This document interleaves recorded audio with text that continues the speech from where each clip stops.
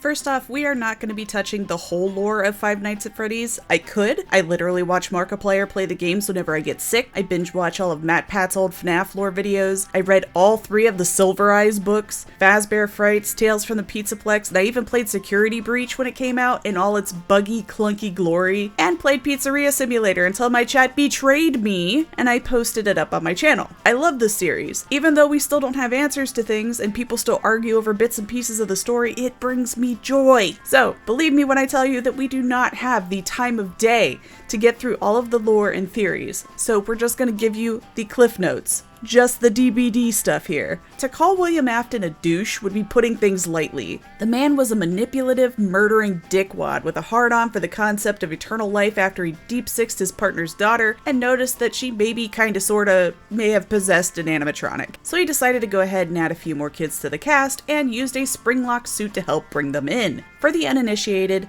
the springlock suit is essentially an animatronic costume hybrid. When you want it in animatronic mode, there's an endoskeleton in there, so it can just go out and perform. If you want an actor in there to give the kids a more personalized experience, you grab the hand crank and use it to compress the endoskeleton and open up space for a person to stand inside. Got it? Great.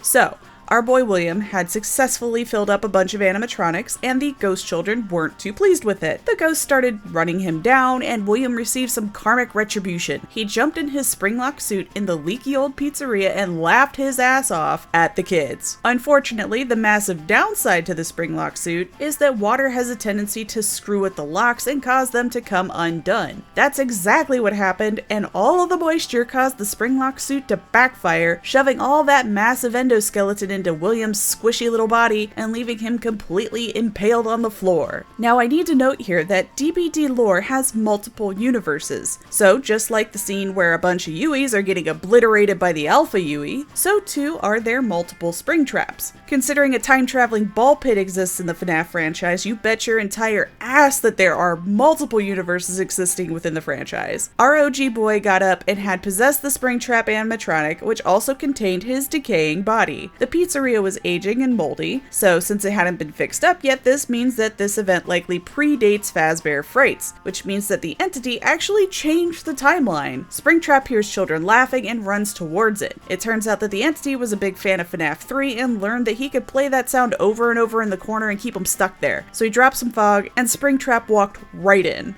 The entity didn't stop there. It also snatched other Springtraps from different universes. One of those was the movie version of Springtrap. Similar to our OG William, the entity spots our favorite possessed yellow rabbit wallowing in his own decaying innards and scoops him up. Then there is Glitchtrap.